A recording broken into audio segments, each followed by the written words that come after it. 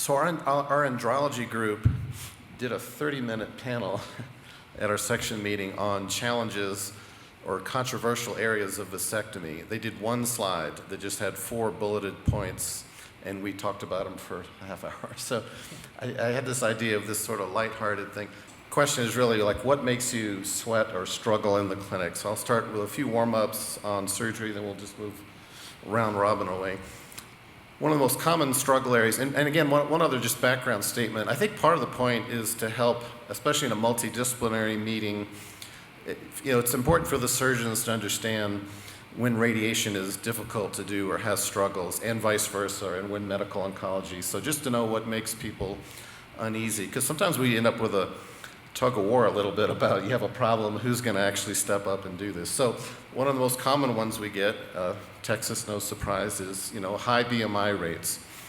Over time, I've kind of worked out that a BMI under 40, although there might be some headaches along the way, they should be okay, because it's 2 things. There's the surgical access into the pelvis, and then there's the safety of anesthesia with steep Trendelenburg. 40 to 45 is a bit of a tweener zone, and I've found that the BMI scale is maybe a little bit harsh on us under tall people. So, like you get some 6'5" guy with a BMI of 45, big shoulders, legs, it's okay usually. But if they're 5'2" and weigh 300. Over 45 though, I usually try to do something, and so that's where I'll just kind of open up to the panelists. In morbidly obese patients, let me start with Dave as a surgeon.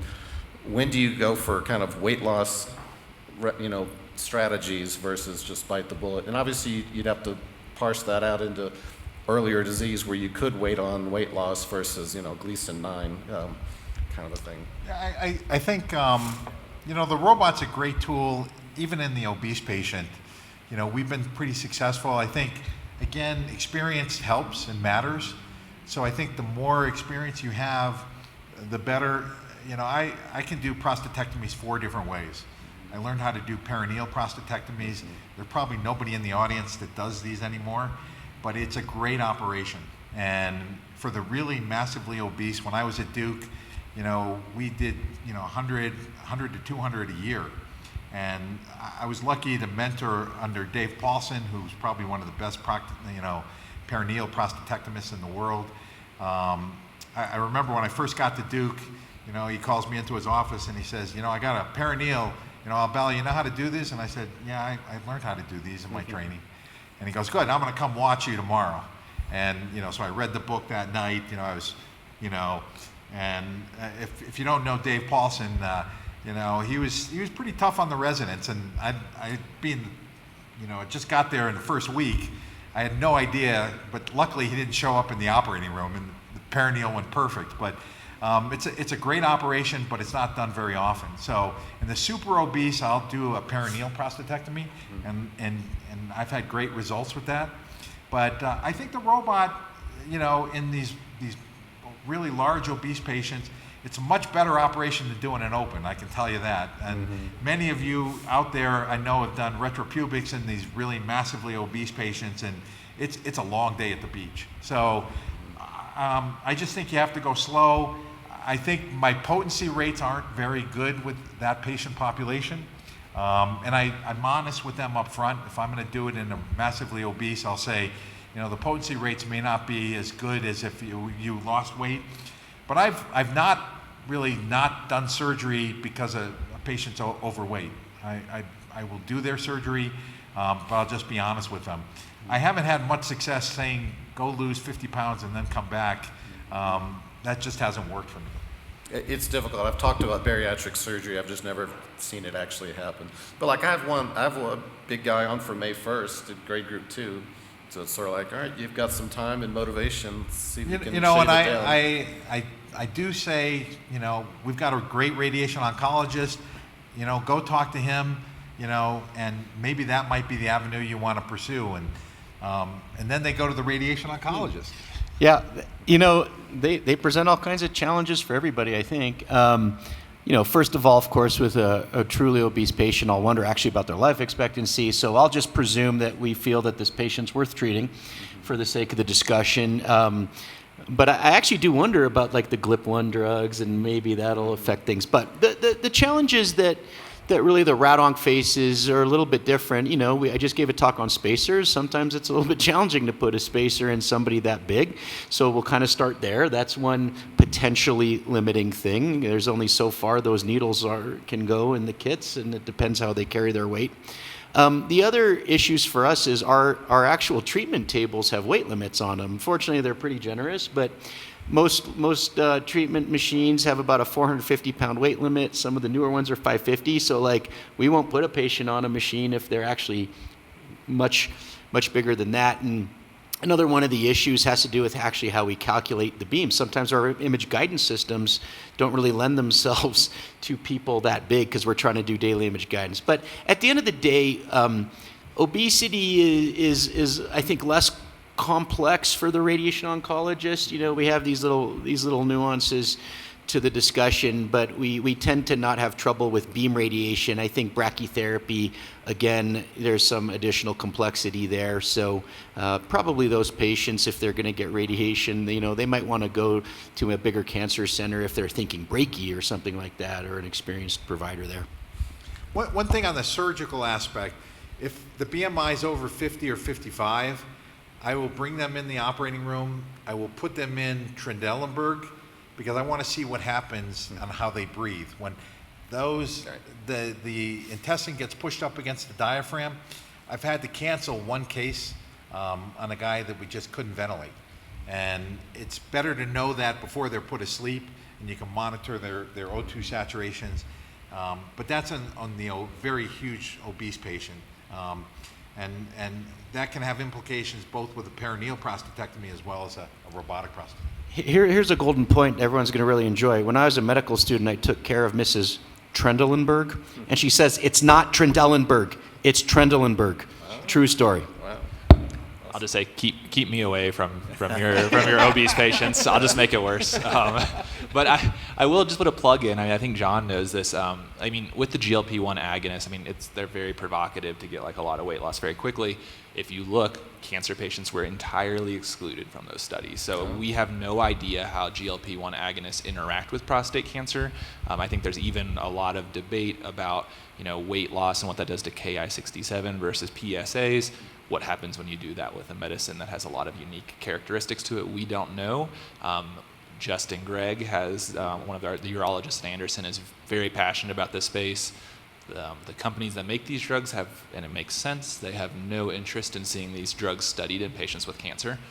It's only a risk for them. There's no benefit. What if it makes prostate cancer worse? That's a bad thing. But I know we are doing a study that is just obtaining it through standard of care for diabetic patients prior to surgery. So hopefully, I think in the next year or two, you're going to start seeing some data start trickling out where people are, you know, patchworking these studies together, but you're not going to see industry-sponsored studies supporting this. Yeah, all right. Well, let's be sure we get different topics in. So why don't we have Jonathan pick, this is why I wanted the slides up, so you can just see the array of things that challenge us, and I'll come back to some of mine if we have time. But Jonathan, pick one of yours, and let's talk about one of your challenges. You know, I kind of like, if I'm going to pick one, IPSS greater than 20. I mean, maybe that's not what others want to pick. You know, there's a lot of debate amongst rad oncs here. Like personally, if I get it's a huge red flag for me. When I see a patient and they have a high IPSS score, or had a high PSS score and now it's down to 12, but they're on tamsulosin and they've been on finasteride, to me that scares me as a rad onc. And so what I tend to do with those patients is just say, you should probably get surgical removal of the prostate gland. In a related vein, how the MRI appears there, I think is helpful to me. But they really make me sweat because those are the guys that I know are at a higher risk of complication if I treat them. So I go through all these machinations where I send them to our urology colleagues for evaluation, like, should you do a TURP? Is a whole EP on the table, Urolift? And you're the experts here, not me. So I'm curious how you might approach the patient, and maybe we can start with, let's say for whatever reason he cannot get a radical prostatectomy. Sure. I think he should. That's what I recommend. But how do you help me with these patients? Go Go ahead, Dave. I would say that I've operated behind a number of Urolifts, and you run into these little rubber bands with anchors, and you take them out during the radical, and you're like, how does that even work? I mean, it seems like voodoo, but whereas the other, a HOLAP or a really good green light is typically with stuff. I'm glad the way you phrased it, though, because typically I would start usually that it's probably more efficient to just, especially if it's 100 grams with a median load. But if for some reason they can't, then you end up splitting it. It's a kind of a long sequence because you got to do the TUR, possibly start ADT, depending on the grade, and then get into the radiation. We've simplified this a little bit. The drugs really don't work on these patients, so you can put them on Flomax, but I don't think that's going to achieve what you want. We've really started to use prostate embolization in these groups of patients. And I think that's a great indication for these. It's a minimally invasive procedure. They make an incision in the groin, float up the catheter.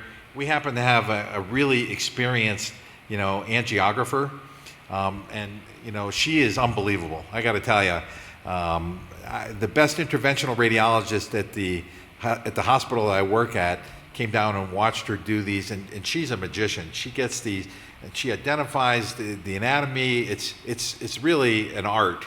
And so we've actually started to put our patients towards embolization and then subsequently doing radiation. And we found that that's worked out really quite well for us. You can do a TURP on these patients. It's going to be bloody. It's going to take time. And I just think the embolization is kind of nice. It doesn't really interfere with what the radiation oncologist is going to do, and our success has been really quite good. So that's how we've looked at our algorithm, and we found that it worked out really quite well. So good.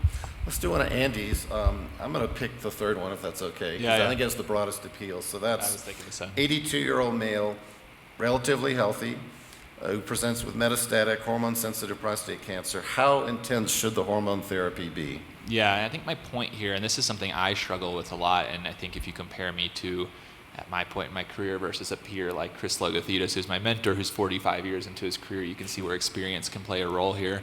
There's this tendency, you see metastatic hormone-sensitive disease, right off the bat, we're already talking about doublet therapy, ADT and an AR pathway inhibitor is what we're thinking right off the bat. And the way we will typically do that in unselected men is we'll start with the ADT, we'll start with an antagonist, transition over to agonist, and then layer on the AR pathway inhibitor. Where when you start getting into older patients, and it's so hard to predict at this point, because if they're relatively healthy, you don't know which way they're going to go when you give them ADT. Sometimes they do great, other times they just totally fall apart, and you're like, and I have a handful of these patients where you're just hitting yourself against the head and like, why did I do that? I really shouldn't have done that. So I think one approach that I've been deploying first, I think tread cautiously here. If you have modest volume of disease, just see what you can get away with just AR pathway inhibition alone to start, and then think about layering on your ADT, because that's going to give you your first idea of are they tolerating it or not. And if they aren't tolerating it when you stop it, they still have normal testosterone levels. And then I think the second component that I'll do is I am quicker to use an oral antagonist here, like relugolix, where you just have quicker on and off. You don't want a long-term dose of ADT. But when you suppress, if you have an 82, or let's say they have a few comorbidities, and if you give them like 3 or 6 months of ADT, maybe you even stop, but now you're 9-12 months down the road, and you've really accelerated their aging process, and you can really do a lot of harm in a short period of time, despite their PSA being undetectable and you feeling great about the cancer. You've probably harmed them on the whole. So I don't know that there's a perfect answer for this scenario, but just to say this is something that I struggle with quite a bit, and I think big picture there's a large unmet need for precision oncology to focus on the harms of hormone therapy, and not only on the potential efficacy from the tumor compartment. I've actually got a nuanced question for you. So it's the same patient, but what if it's PSMA only derived metastatic disease with no conventional imaging component? Do you even look at that differently? Yeah, I do. I feel that one I would just instantly jump and say that's biochemical recurrent prostate cancer. Look at their PSA doubling time, kind of try to force it. Wait, be patient, wait till the doubling time is high risk. And then at that point, I would use enzyme monotherapy from Embark as my choice. And then if you're 6 months in and they're doing great, they're like, man, this is not. I mean, that happens too. That's the funny thing. Sometimes it's an 82, and you're like, I don't know, you're giving me anything. I feel great. Then you can layer in more. But yeah, I would feel even better about AR pathway inhibitor monotherapy with ENZA in that situation. And I would just argue, hey, this is BCR by old definitions. Well, let me circle back to one of mine, because basically we can take the same patient. So he's still 82, grade group 5, non-metastatic, and is very athletic, for age, and does not want ADT, not having anything to do with that. So these folks will make their way to my clinic, and I've done a few of these surgeries, and I guess what I would say is it seems to be hit or miss. Like they're either relatively dry, younger than stated age, or they just have terrible control. And you can't really predict it during the case either. Like if I just showed you intra-op footage, you wouldn't know they're 82. Now, somewhere in the counseling, I often would bring up like the Bill Axelson study where you had, the mortality gains from 65 and under. From 65 to 75, you had some palliative benefit, and then they didn't enroll over 75. So patients who were well over that. And it's funny that you do one that does well, then they have 3 more friends, and then they all come in, and so it gets a little bit crazy. So, so a couple of them maybe have had sphincters, and maybe that's not a bad outcome, all gains considered.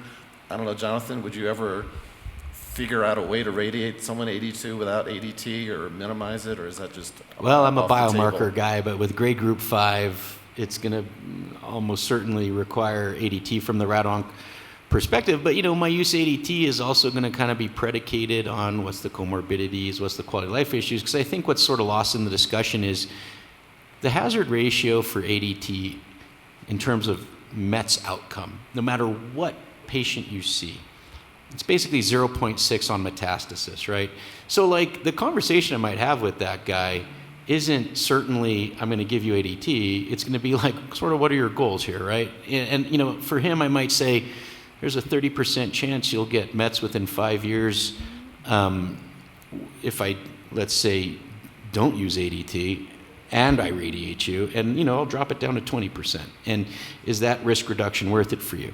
What was kind of interesting to me about a grade group 5 on the surgery side is, a lot of the series that track those patients, the counseling for them is probably, there's about a 70 to 80% chance that after surgery you're going to have a biochemical failure, and so you're going to have to be considering salvage. And so I think going back to that, how to avoid decisional regret, as long as they know that there's a chance they can be cured, but to have the expectation that we might hold radiation for the future, that helps with their progress. But I actually have noted that a lot of grade group 5s, they have a lot of LUTs, they have a lot of problems. I like it actually when those guys go to surgery. Not that I can't radiate them, but that's how I kind of explain it to them. I say, look, the surgeon can do you a favor that I cannot do, which is improve your peeing, actually.